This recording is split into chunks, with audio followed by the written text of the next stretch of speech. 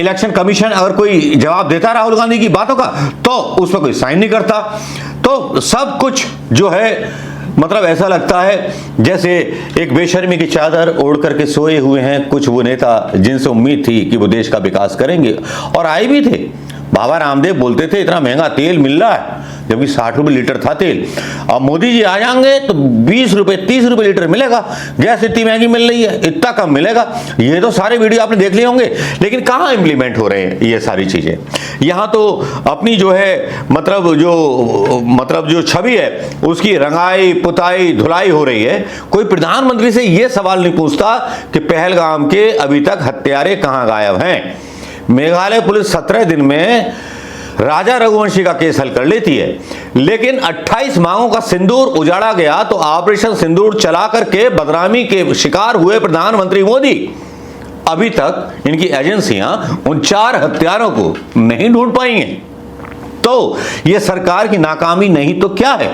और इतराते हुए प्रधानमंत्री के साथ कांग्रेसियों के वो फोटो मुझे बार बार याद दिलाते हैं कि ये वही कांग्रेसी हैं, ये वही G23 हैं जो कांग्रेस को कमजोर किए हुए हैं, जो राहुल गांधी का नेतृत्व मानने को तैयार नहीं। राहुल गांधी और सोनिया गांधी की क्या मजबूरी है। सवाल उन पर उठता है कि विपक्ष की धार को कुंद करने वाले ये नेता, चमचागिरी करने वाले ये नेता, जो सो कॉल्ड अच्छी इंग्लिश बोलते हैं, ये करते हैं वो करते हैं, अरे बोलते होंगे, विचारधारा भी कोई चीज होती है।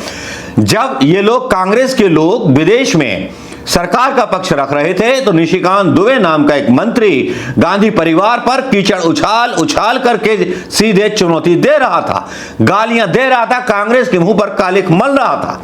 लेकिन दुख जब होता है कि जब सर्व दलीय बैठक होती है तो कांग्रेस के वही प्रवक्ता और नेता मोदी के साथ नजर आते हैं, हंसते हुए खिलखिलाते हुए। ये देश का मामू काट रहे हैं या क्या काट रहे हैं ये समझ में नहीं आता, या गांधी परिवार के पीठ में छुरा घोंप रहे हैं ये समझ के मेरे बाहर है। ऐसे ही कुछ सवाल पत्रकारों के मन में घुमड़ रहे हैं। लोग बोलते हैं, एक पत्रकार तो यहां तक कहते हैं कि साहब जिन्होंने कांग्रेस छोड़ी वो आजकल कहां हैं, कौन है वो। सिंधिया की फोटो मिलती है तो आजकल झाड़ू लगाते हुए कहीं नजर आते हैं सिंधिया जी। और विजेंद्र सिंह कांग्रेस छोड़ गए, बॉक्सर थे।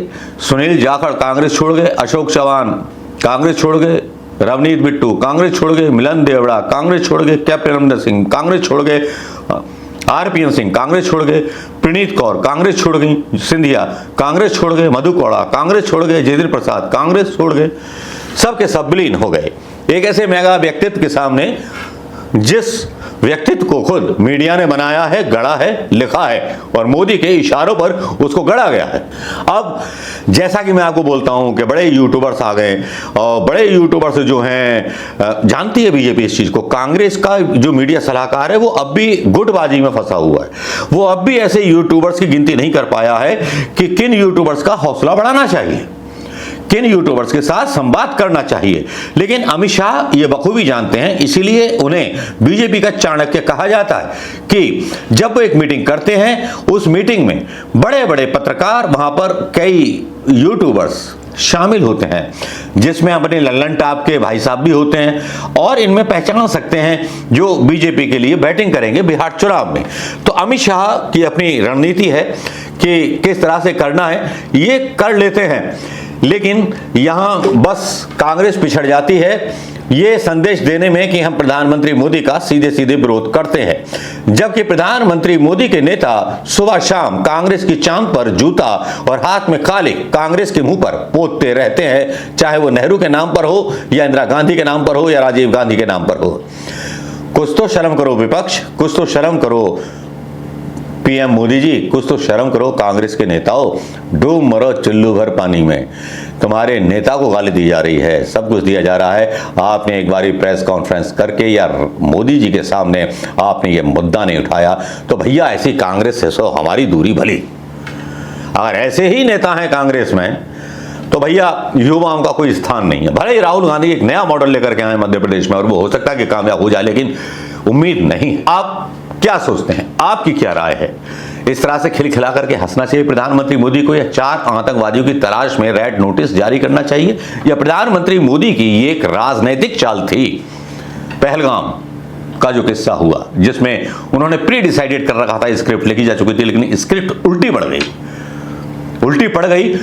उसके बाद भी प्रधानमंत्री मोदी जी देखिए हिम्मत नहीं हारी। चीन कुछ भी कह रहा है, चीन भारत को जो है चुंबकीय पदार्थ जो है नहीं दे रहा, लेकिन इस पर कोई मीडिया सवाल नहीं कर रहा। मीडिया सवाल कर रहा है तो गांधी परिवार पर, नेहरू जी ये कर गए थे, फलाने ये कर गए थे। लेकिन मजे की बात होती है कि बीबीसी की रिपोर्ट आती है कुंभ मेले पर, वहां बोलते हैं 82 लोग मरे, और उसमें गोविंदाचार्य जो आरएसएस के, कभी चाणक्य कहा, आरएसएस के नेता थे और भाजपा के चाणक्य कहे जाते थे, उस भगदड़ में उनके भाई मर गए। जब ये पता चली तो हड़बड़ी मच गई बीजेपी में, और योगी जी की तो और ही ज्यादा किरकिरी हो गई। तो भैया यही सब कुछ चल रहा है। कुछ छुपाने के चक्कर में अपनों को भी खो देते हैं लोग, कुछ छुपाने के चक्कर में अपनों को भी खो देते हैं लोग, कुछ बचाने के चक्कर में कुछ लोग अपनों की पीठ में छुरा घोंप देते हैं। नमस्कार, जय हिंद दोस्तों।